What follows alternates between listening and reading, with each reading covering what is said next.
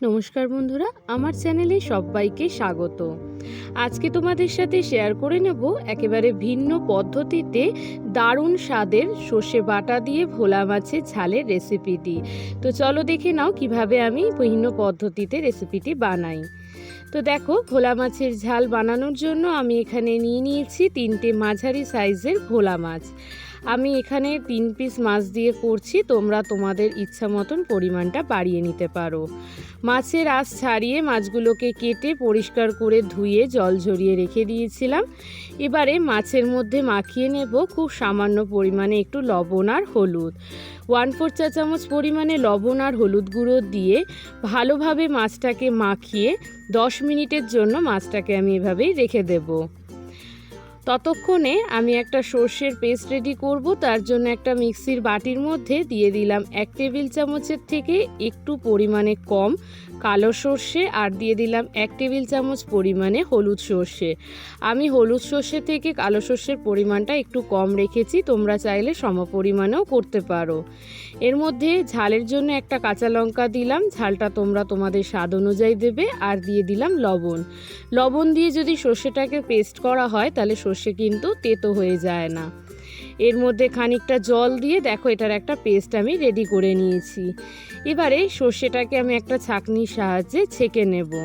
মানে সর্ষের যে খোলাটা থাকে, মানে যে ছিবড়াটা, সেটাকে আমি বাদ দিয়ে দেব। সেটা রান্নায় আমি দেব না, শুধুমাত্র যে জলটা বেরাবে সেটাই আমি রান্নায় আজকে ব্যবহার করব। অনেকেরই আছেন সর্ষে খেলে পরে অ্যাসিডিটির সমস্যা হয়, পেট ভার হয়ে থাকে। তাদেরকে বলবো একবার এই পদ্ধতিতে সর্ষে রান্না করে খেয়ে দেখবেন, কোনো কিন্তু সমস্যা হয় না।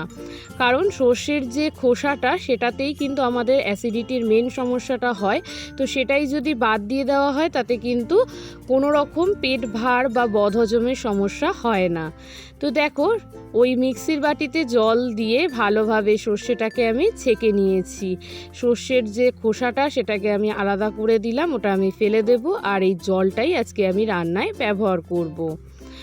এবারে মাছগুলো ভেজে নেব। তো তার জন্য একটা কড়াই বসিয়ে তাতে দিয়ে দিলাম বেশ কিছুটা পরিমাণে সর্ষের তেল। সর্ষে রান্নায় যদি সর্ষের তেল দিয়ে করা হয় তাহলে কিন্তু সর্ষের রান্নাটাও খুব ভালো হয় আর একটা বেশ সুন্দর ঝাঁঝও আসে। তেলটাকে ভালো করে কড়াইয়ের চারিদিকে ছড়িয়ে নিয়ে গরম করে নিয়েছি। এবারে একেবারেই আমি 3টে মাছ কড়াইতে দিয়ে মিডিয়াম আঁচে দেখো উল্টে পাল্টে হালকা করে মাছগুলোকে ভেজে নিচ্ছি। খুব বেশি কড়া করে কিন্তু মাছগুলোকে একেবারেই ভাজবো না, তাহলে মাছের স্বাদটা নষ্ট হয়ে যাবে। তো দেখো একটা পিঠ ভাজা হয়ে গেছে, আস্তে করে আমি উল্টে দিচ্ছি অপর পিঠটা। ভোলা মাছ ভীষণই শৌখিন এবং নরম মাছ, তাই একটু সাবধানেই আমি উল্টে পাল্টে মাছগুলোকে দেখো হালকা করে ভেজে তুলে নিয়েছি। একটা মাছও দেখো ভেঙে যায়নি, বেশ সুন্দর করে মাছগুলো ভাজা হয়ে গিয়েছে। এবারে সর্ষের ঝালটা রান্না করব। তার জন্য ওই মাছ ভাজার তেলের মধ্যেই ফোড়নে দিয়ে দিলাম সামান্য একটু কালো জিরে আর একটা গোটা শুকনো লঙ্কা। ফোড়নটাকে 10 থেকে 12 সেকেন্ড হালকা করে ভেজে নিয়েছি। ফোড়ন থেকে একটা সুন্দর গন্ধ বেরোতে শুরু করলে তার মধ্যে আমি অ্যাড করে দিচ্ছি 1/2 চা চামচ পরিমাণে হলুদ গুঁড়ো আর 1/2 চা চামচ পরিমাণে কালারের জন্য কাশ্মীরি লাল লঙ্কার গুঁড়ো। এই সময় গ্যাসের ফ্লেমটাকে একেবারে লোতে রেখে দিয়েছি, নইলে মশলাটা কিন্তু পুড়ে যাবে।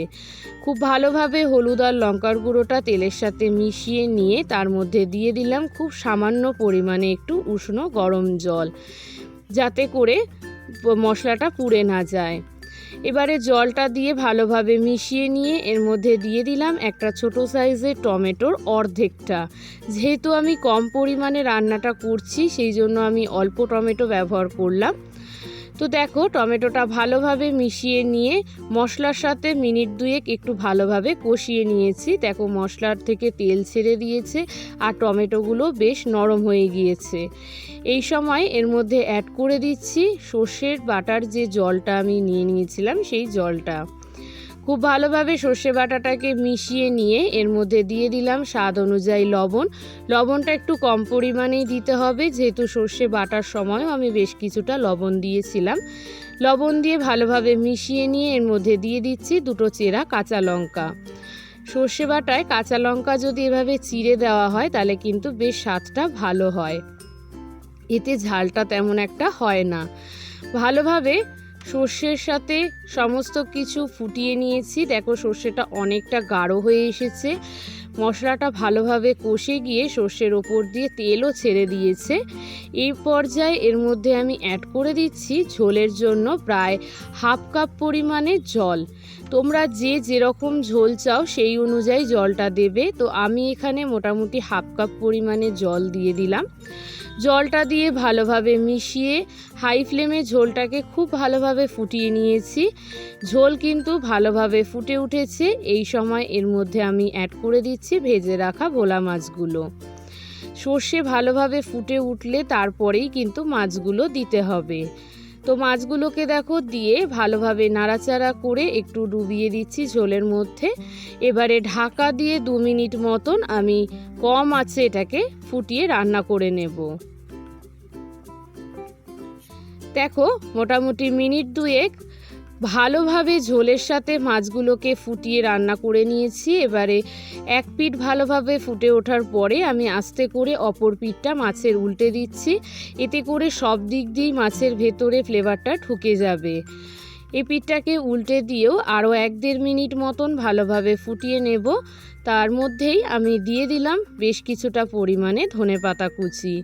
সর্ষে বাটায় ধনেপাতা কুচি দিলে কিন্তু স্বাদটা অনেক গুণ বেড়ে যায়, তবে অনেকেই আছো এটা পছন্দ করো না, সেক্ষেত্রে এটা স্কিপ করতে পারো। ব্যাস দেখো আরও 1-1.5 মিনিট ভালোভাবে ঝোলটাকে ফুটিয়ে নিয়েছি। সর্ষের ঝাল কিন্তু একেবারে রেডি। সবশেষে নামানোর আগে 1 চা চামচ পরিমাণে কাঁচা সর্ষের তেল দিয়ে দিলাম। দিয়ে ভালোভাবে মিশিয়ে নিয়ে গ্যাসের ফ্লেম বন্ধ করে ঢাকা দিয়ে 2 থেকে 3 মিনিট স্ট্যান্ডিং টাইমে রাখার পরেই সার্ভ করে নিলাম গরম গরম ভোলা মাছের সর্ষের ঝাল।